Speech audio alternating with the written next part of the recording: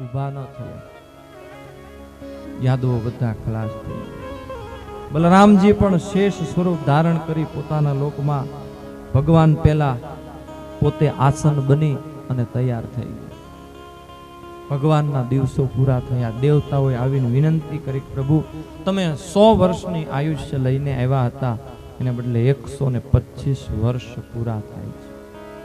ભગવાને દેવતાઓની વિનંતીને સ્વીકારી. વિચાર્યું, પૃથ્વીનો ભાર હળવો થયો, પૃથ્વીને સુખી કરી, ખૂબ લાડ લડાવ્યા ભક્તોને, આ સંસારના કલ્યાણ માટે ઘણું બધું કર્યું.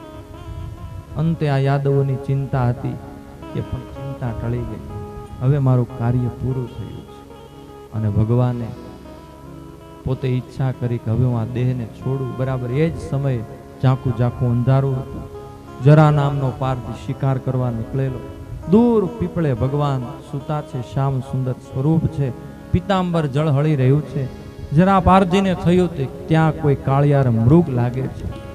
દિશાનું બરાબર નિશાન સાધી અને ધનુષમાંથી છનન કરતું તીર છોડ્યું અને જરાના ધનુષમાંથી છૂટેલું એ તીર ભગવાનના પગને વિંધ્યું, ભગવાનની છાતીને ચીરીને સીધું ભાલમાં કપાળમાંથી આર પાર થઈ ગયું.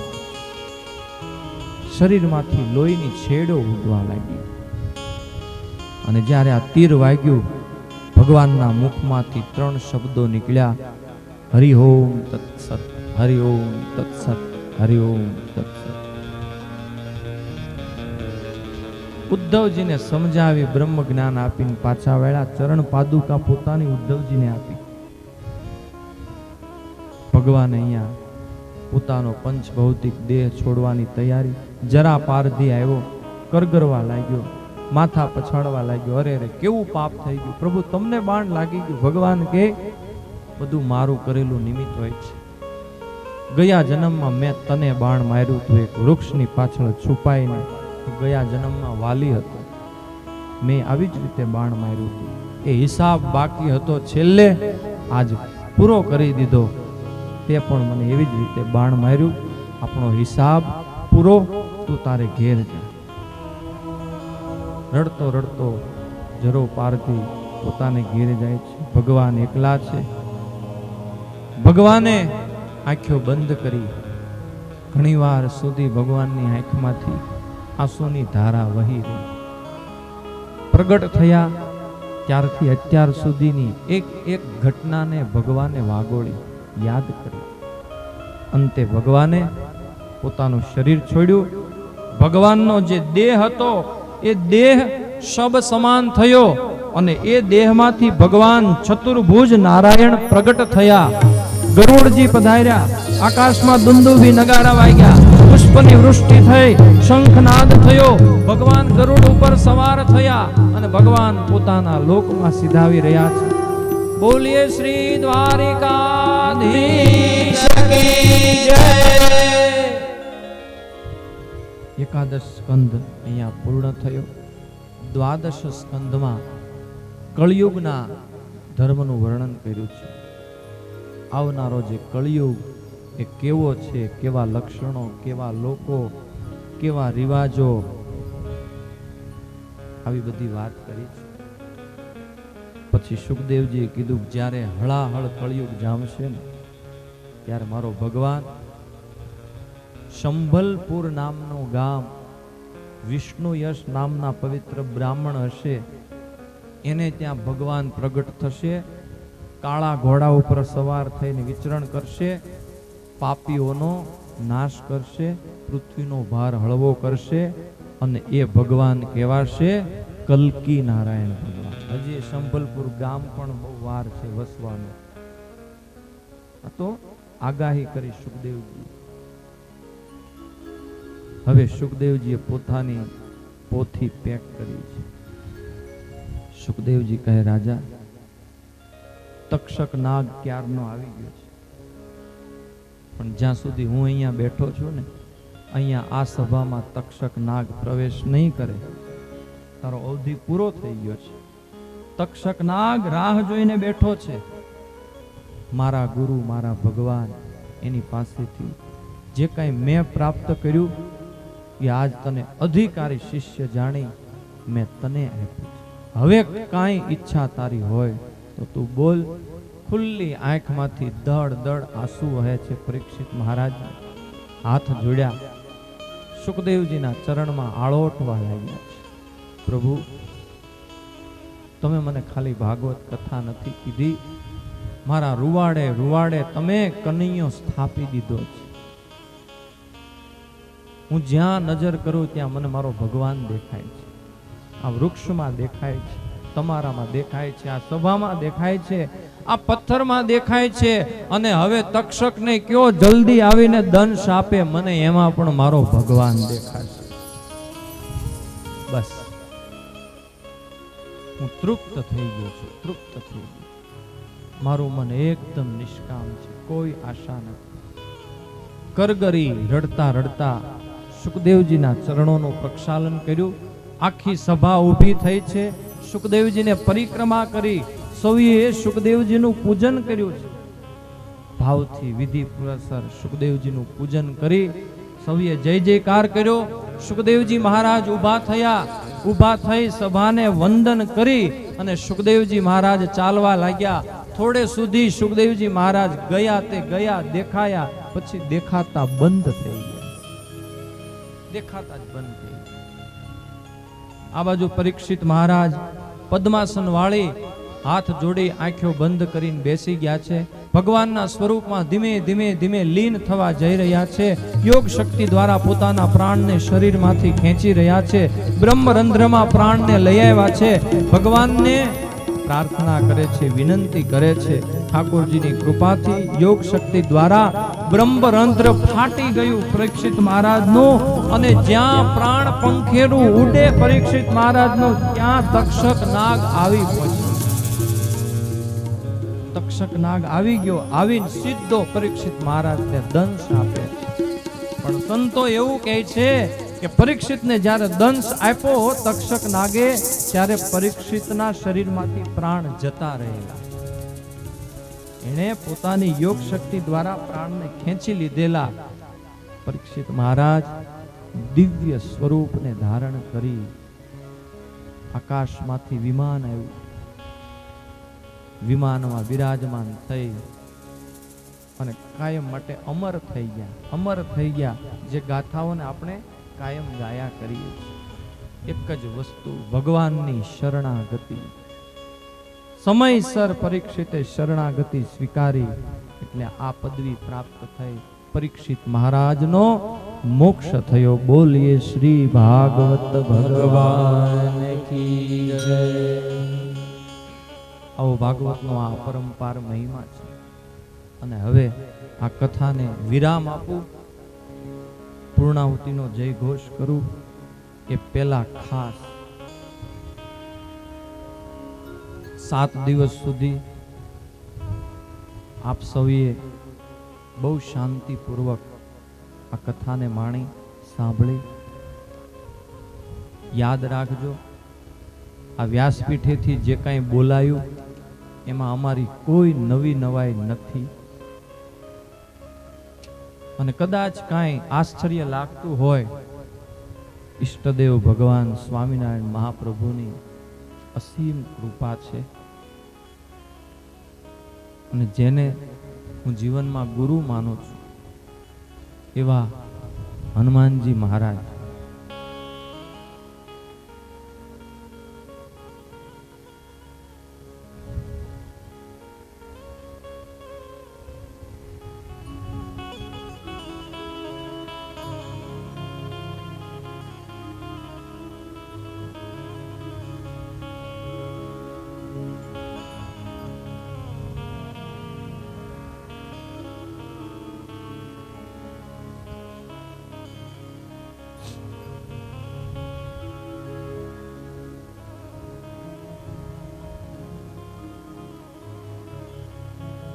ખરેખર